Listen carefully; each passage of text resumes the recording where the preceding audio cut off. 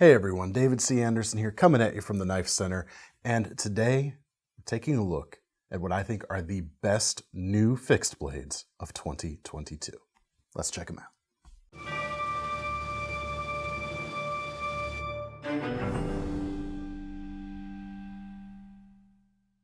All right, before we get started, the criteria for this video is at the end of the year, despite having seen literally hundreds of new fixed blades come out this year, these are the ones that I remember that are still grabbing me here at the end of the year.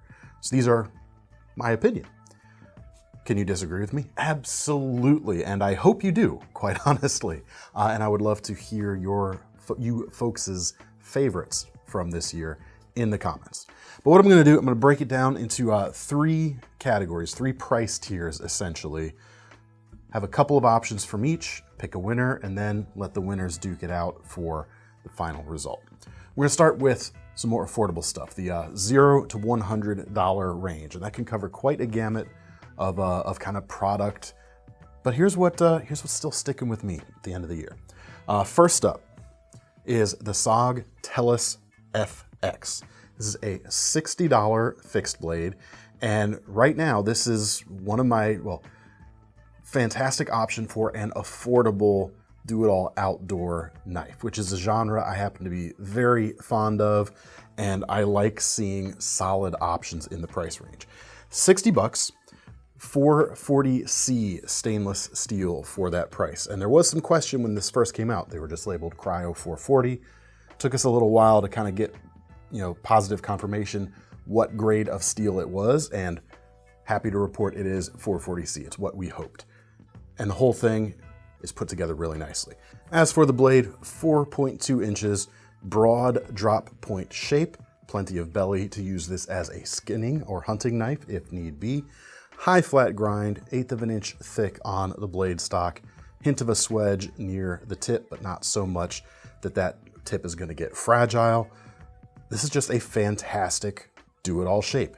Hunting, hiking, camping, fishing, any outdoor pursuit where you don't want to spend a ton of money on a knife, this could be a good option. The handle scales are injection molded. There's a few different colors, and they're pinned or attached internally, as you can see. No external hardware except for the lanyard hole right there. It is a full tang design for strength, and you've got a protruding pommel or protruding tang at the pommel to use as a thumping point or striker if you needed to. Striking as in impact, not actual ferro steel scraping. That could be an easy mod though. If someone wanted to go in and crisp up those edges, you could use it to strike your fire steel as well. Very cool design. Handle works well, again, for just about anything you would need. The sheath is even rather interesting. Some folks may not dig the color, but it does hold the knife securely, and it has this innovative kind of tri-way design or tri-way mount on the back that allows this J-style hook to be rotated to some different positions. So you can carry it horizontal, vertical, or even some in-between degrees if you wish. For an affordable survival knife, this is right now a very good option.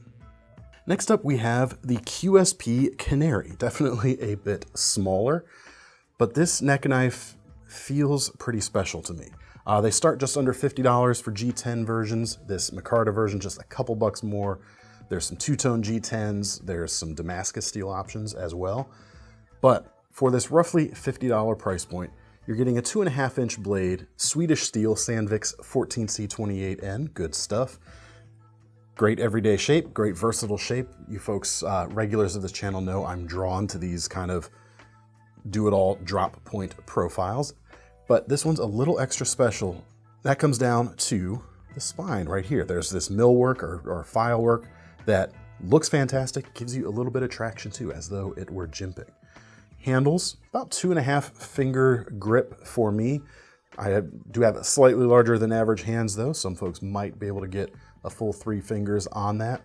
It still feels pretty secure. The holes in the handle actually give you a little bit more traction, especially for the fingertips wrapping around the front. It's nimble. You can manipulate every point of this knife, grip it even out near the tip thanks to the broadness of that drop point blade. And it comes with a ball chain equipped pocket or Kydex sheath as well. Clicks in quite nicely, as you can see. It's just special, really cool. And if you've not experienced QSP's kind of quality to price ratio, their name does stand for quality service price. This thing will show you why it is a lot of people's favorite budget brand right now. Next up, we have the Boker Micro Tracker coming in about $70 for its regular price. And this is one that just makes me smile. It is cool. You might think, as I did when they said, hey, we're coming out with the micro version, that funny, gimmick, moving on. Heck no. This thing looks like it would be able to do some serious work, in fact. I stand by that. Before we get to the blade, micarta handles in this kind of natural color, 3 flared tubes, but when you put that handle into your hands, as you do with handles, it makes a lot of sense. Filling grip for sure, and it's gonna allow you to get the most out of the blade here. Just over 3¼ inches long. It's got that big tracker shape, only scaled down. And this is gonna be a nice little utility blade, both for the outdoors person, and there's part of me that I haven't done it yet, but I still kind of wanna buy one of these and use it as a daily carry. You've got a very usable tip, belly out here near the front, a little bit stout on the grind for maybe some slicier tasks, but that is gonna be a nice spot for small game work and skinning. You're able to get your fingertip out there very nicely, and it's comfortable too, thanks to the crowned spine right there. Moving back, the hollow ground section, you're gonna be able to whittle with that, and including using the kind of curvature towards the tip of the transition on the blade. That spot right there is great, both in a push as well as a pull cut on round sticks, especially being able to get long curls for feather sticks. Works really well on the larger knives, and I expect it would work just as well on this smaller knife right here. 1095 carbon steel, plenty tough, full tang design for strength. This is a stout companion knife, whether you're heading outdoors or whether you just like to be a little bit different like me and maybe carry it day to day. If you do so, I approve. All right, next up, we're gonna move to the mid-tier category, which I'm gonna define as stuff costing between $100 and $250. Pretty broad range. I know you can see a lot of stuff, and I actually haven't seen how these knives break down price-wise in that range. Interesting. All 3 of these knives come in between about $150 and $160 right now, or $150 and $170. So interesting cluster there. Didn't plan that, but let's get into the knives. First up, we have the Work Tough Gear Nomad EDC, designed by Zeke Minacho. Kind of like the tracker we just looked at. This thing looks a bit different, doesn't it? But I really like it. The price on these about $169 when we first released them earlier this year. For that, you're getting a package that is exceedingly distinctive, I would say. Well, maybe it's not 100% unique if we go back through the entirety of history. There's something about this combination of unique blade and equally unique handle put together that feels very fresh to me. The blade, 3½ inches, and it's a shape that is trying to do just about everything. And this is one of the rare cases where I think it actually pulls it off. You've got sort of a, they call it a reverse tanto, but look at all the belly on this blade. Very interesting. With the tip on it like so, could certainly be pushed into a last-ditch tactical use, but with the rest of the blade shape, long sweeping slices are gonna be great. I think this would be a great campfire whittler. I think this would be in a pinch, if you had to, not terrible at food prep. That long sweep to the edge is also gonna make it a pretty decent skinner, I think. Kind of like a Nessmuck blade shape in a way. Maybe this is kind of a tactical Nessmuck blade shape. But you folks know I'm primed to see Nessmuck everywhere. Very, very cool. The Blade Steel ATS 34 to start out with. We actually have a new batch of these in that are launching the day this video posts with N690. High flat grind, about 5/32 of an inch thick on the blade. Super sturdy. And then the handles. Looks like it shouldn't fit in the hand very nicely, and yet when I put my mitts on it, it feels absolutely great. You can get a solid full-handed grip on the knife. You've got pinch points for fine manipulation. It just works. Protruding pommel there at the back for striking. It comes with a Kydex sheath, which is somewhere over here, sorry, buried a little bit. Even comes with an ulti clip, so you could carry this inside the waistband, or if you have big enough pockets, could even be a pocket fixed blade, although it's maybe a little too big for me for that role. Very, very cool knife, and its distinctiveness does not sacrifice the utility, and that is what earns its place on this list. Next up, we do have a bona fide pocket fixed blade, the MKM Makro. Kind of a larger version of the MKM Makro, which was released a handful of years ago. I think it was more than 2. But these knives with M390 steel and about 3-inch blades are very cool, priced at about $155 right now. And you folks may remember last year, the Boker AK1 Daily Everyday Carry fixed blade was also high on my list. This, with its 2 blade shapes, this MKM has a quote-unquote drop point and a modified sheep's foot. Kind of similar vibes to that knife, but significantly lower in price, which immediately made me stand up and take notice. But when you throw in on top of that, the designer, Jesper Vakne, is behind this design. His distinctive styling comes through. It's a little more angularity to this knife overall, and it visually works even better for me. Just exceptionally well done. Several handles to choose from. The black G10 is the least expensive. There are some other fancier options available as well. The spine and the full tang of this knife all the way around is crowned, so even though the tang itself is proud of the handle scales, it doesn't feel uncomfortable, and it's just a nice kind of luxury class touch as well. Very, very handy knife day to day, and to facilitate that, we have this leather pocket sheath. It is perfectly ambidextrous for left or right-handed use, and it comes with this magnetic flap, so slide the sheath into your pocket, let the flap fall onto the outside, and it's going to hold the sheath pretty well in place with enough handle sticking out to reach in and get to it no problem. Really solid designs. Actually, you could get this even less expensive than the $155 I mentioned because you can get it without handle scales. The skeletonized versions actually come in about $100, so this actually bridges the gap between our two price categories right there. But I'm going to maintain the handled versions are absolutely the way to go, in my opinion. All right, next up in our mid-tier category is certainly not a pocket fixed blade, unless you're doing some real crazy modifications to your pants. This is the Cold Steel Leatherneck Bowie. $160 for this knife.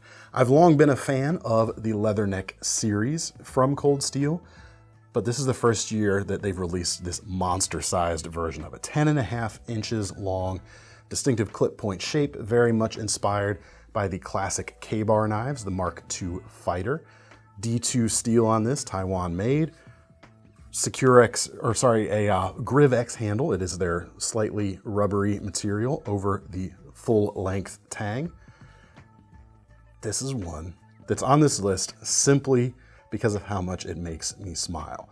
It's maybe not quite as balanced as their drop-forged Bowie, which, if you remember this time last year, that was my favorite knife of 2021, full stop. Not quite as balanced as that knife, but still one of those things that as soon as you pick it up, it makes you smile. Nobody does kind of big production fixed blades quite the same way that Cold Steel does. Even now, a few years after they have been acquired, still got that attitude in this knife right here. All right, now we get to our premium priced category, and sky's the limit on price, $250 and up, but we are sticking with just production fixed blades. I'm not going with customs here because it would be frankly impossible to pull off this time of year. But first one is a new brand this year, the Reiff Knives F4 Bushcraft. Very cool knife, and it's on my list right now because it kind of hits the platonic ideal, or my platonic ideal, of what a compact survival knife should be. You've got a blade that's 4 inches long, which means two things. A, you can carry it just about anywhere in this country. Of course, know your local laws and regulations. We are not lawyers. And B, it is a size that is just exceptionally easy to master. whether you're a longtime knife user or whether you're newer to the tool as a genre, to the fixed blade tool. It's a length that can be controlled, but still has enough length to get big jobs done. The important thing about, in my mind, about having that size of a knife is you're going to be able to easily carry it with you all the time, which means you're more likely to have it on you in a survival situation. That's important. But the blade itself, beyond its 4-inch length, the shape is just about perfect as well, at least in my opinion, for a compact survival blade. About 1/8 of an inch thick, great compromise between strength and sliceability, with the right grind, of course. Drop point shape that'll do all your outdoor stuff just fine. Higher flat grind, again, good balance between strength and slicing ability. And in this case, we've got 3V blade steel for excellent toughness and great performance all around. Good edge retention, semi-stainless, so, take care of it, of course. And the handles have kind of that Coke bottle shape going on. Coke bottle, non-TM, of course. G10, a couple different colors, and plenty of handle length, whether you've got larger hands or you're wearing a pair of heavy gloves. Plenty to hold on to with this shape, and plenty comfortable across a wide variety of hand sizes too. As far as sheath options, you can get 2 different choices. You can either go with the JRE Industries leather sheath right here, comes with a dangler loop and a fire steel holder as well, or you can get it in Kydex, whatever is your wish. Now with our next one, here's where things get interesting. If I didn't mention the price on the Reiff, it's about $334 for its 4-inch 3V blade. This next knife is from LionSteel, the T6. Also comes with a 3V blade, 6 inches long, however, and the price $296, so even less expensive than the Reiff, and you get more knife for it. That's kind of a cool thing about LionSteel's fixed blades. They've never been necessarily cheap or inexpensive, but they've always offered a considerable, at least I think, a considerable value compared to some of the competition out there, and that continues with the T6. But onto the blade, 6 inches, 3V, plenty tough, just over 3/16 of an inch thick on this one. Crown spine, it's going to be easier on your fingers and hands choking up on the blade, which of course there's plenty here to choke up on if you want to. Sorry for the fingerprints there. Great shape. You've got a little bit of style to the spine here, especially out near the tip, but it doesn't sacrifice being a tool first and foremost. And here's where kind of the LionSteel flair really comes in. This is a full tang knife. You can see the spine going all the way out to the protruding pommel, which does feature a crisp edge for striking a fire steel, I should mention. But then the handle on this knife is a handle. Normally, if we have, like this Reiff, pieces screwed in from either side, the handle scales, I would say the handles. Sometimes the handle. But this features a single piece handle. One piece of micarta wraps all the way around the front, so there's no tang sticking out there. It is a very comfortable shape for my hand, and they just mill out a channel in the center of this block of micarta for the full tang blade to sit in, which then gets bolted in, as you can see. How cool is that? This is not the first time that they've done this with a fixed blade, but they don't do it too much on all their designs, and I just love it. Handle shape's great. You've got plenty of finger guard there at the front for some protection. It's just super solid.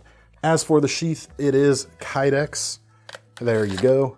Clicks in great, rather resoundingly, in fact. And you've got molly straps at the back. You can use it on your belt, of course. There's even a thigh string to keep it from flopping around as you move. All right, last but not least, the Benchmade Raghorn. Now this knife has come in for a bit of criticism, I'd say, and some of it's not wholly unfair either. It is a pricey knife, $378. It comes only in this bright orange color, which may or may not be to some folks' taste. And even though it comes with a sheath, as one would hope, there's no belt attachment hardware included in the package, so they don't give you that. Despite all of that, I really dig this knife. And it wasn't until holding it in hand after it came out that I really started to especially like this knife.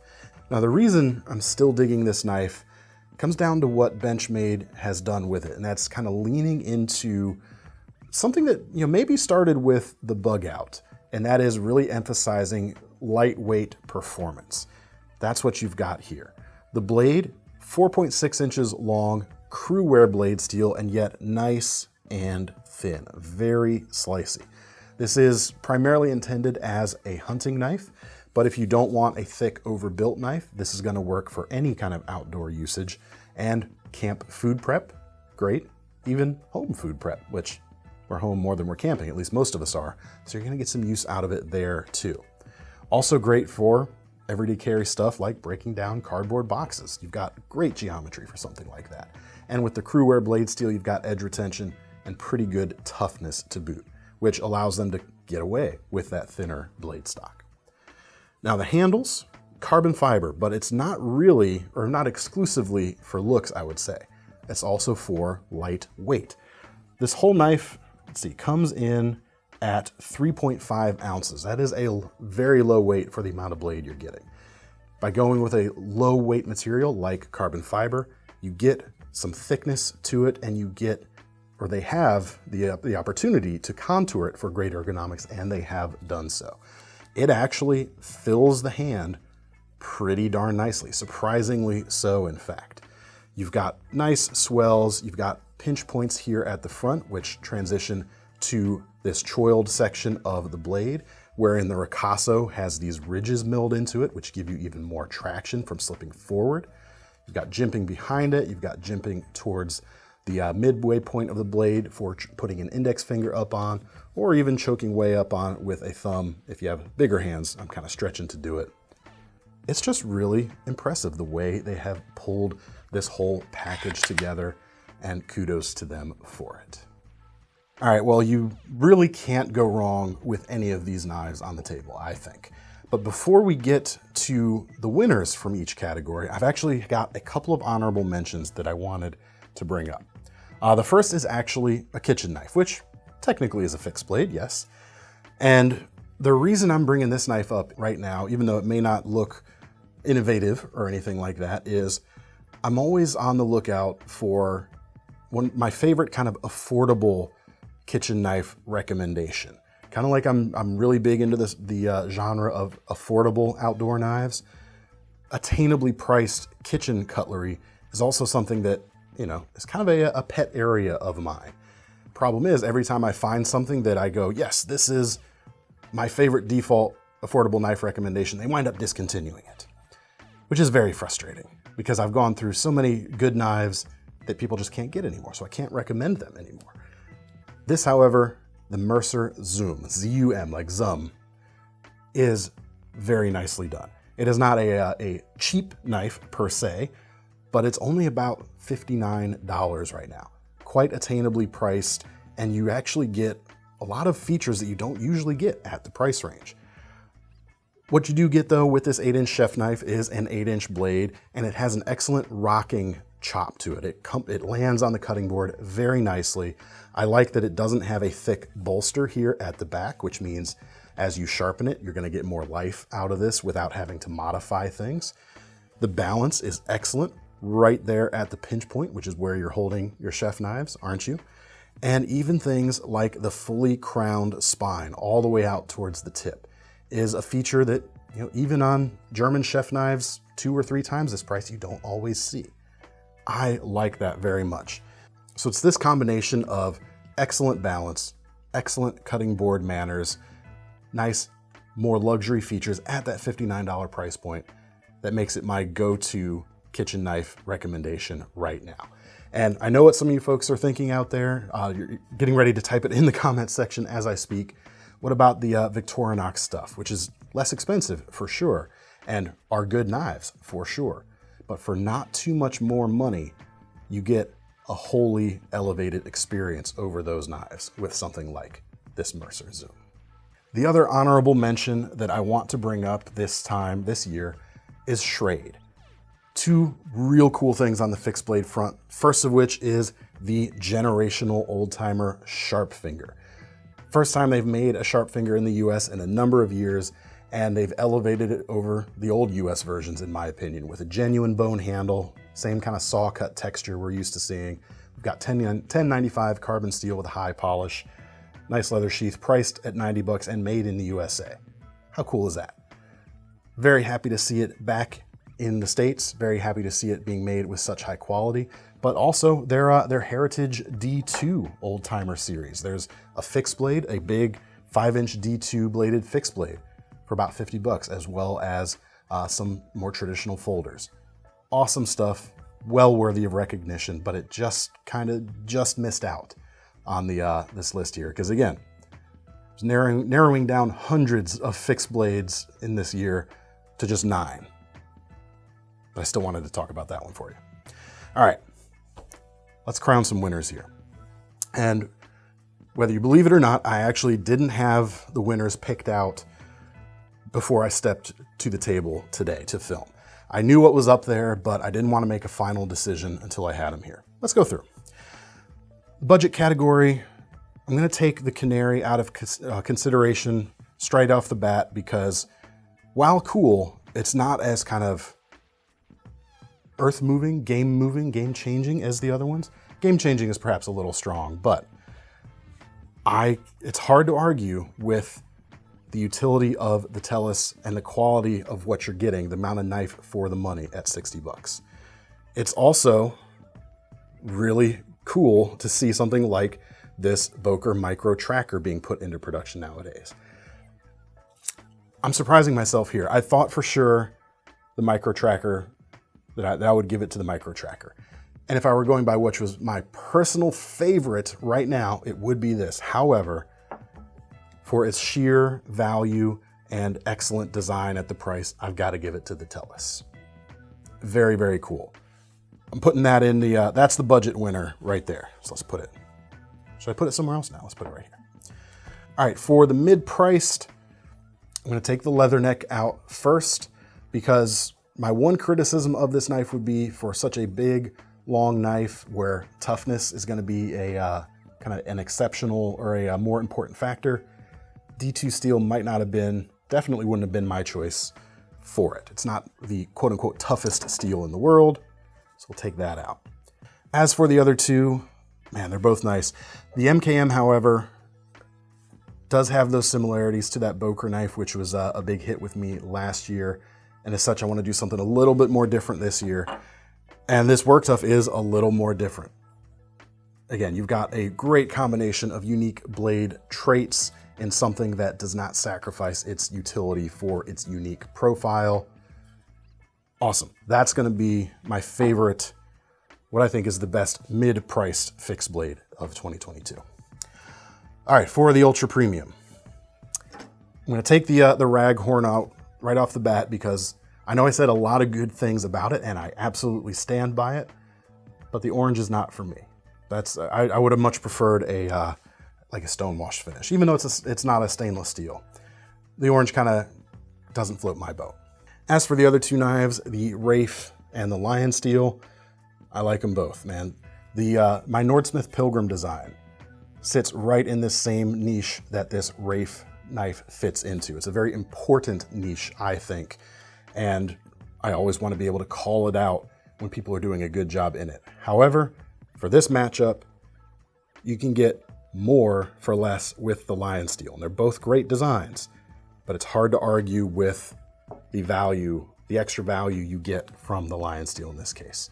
And this is honestly probably no surprise to me. Ever since I held this, I think it was at Blade Show earlier this year, when they showed versions of this, immediately I knew it was gonna be a top contender this year because it's fantastic. Awesome survival knife right here. So that brings us down to 3. We have got 3 different price ranges here. The SOG Tellus FX, the Work Tuff Nomad EDC, and the LionSteel T6. What is your, or which one do you think should be the best of the year? I know what my answer is going to be. Again, you can't go wrong with any of these knives. They're all excellent. But for me, the best fixed blade of 2022 is the Work Tuff Nomad EDC. It is different, it is new feeling, it is fresh, and yet it does everything a knife should. Some designers try to think outside the box, make something that looks fresh and new, and oftentimes the utility of the knife suffers, but that is not the case with this particular knife. The design is spot on. The construction of Work Tuff's products is also spot on and very good value for what you get. That's it. I can't say enough good things about this knife, and that surprised me. This is one of those things on paper I never would have gravitated to. But that's the advantage of getting to do what I do for a living. I get to be exposed to a lot of stuff I might never have touched otherwise. And this is definitely one of the things that makes me realize I'm better for it, for sure. That's my pick. Let me know yours. Let me know why I'm wrong or why you think I'm right down in the comments. And if you want to get your hands on any of these things, check out the links in the description to take you to KnifeCenter.com. And don't forget, of course, we've got our Knife Rewards program, so whether you're buying something for yourself or someone else this time of year, you're going to get some free money to spend on your next purchase. I'm David C. Andersen from the Knife Center, signing off. Thanks, everyone, for a very successful year. See you next time.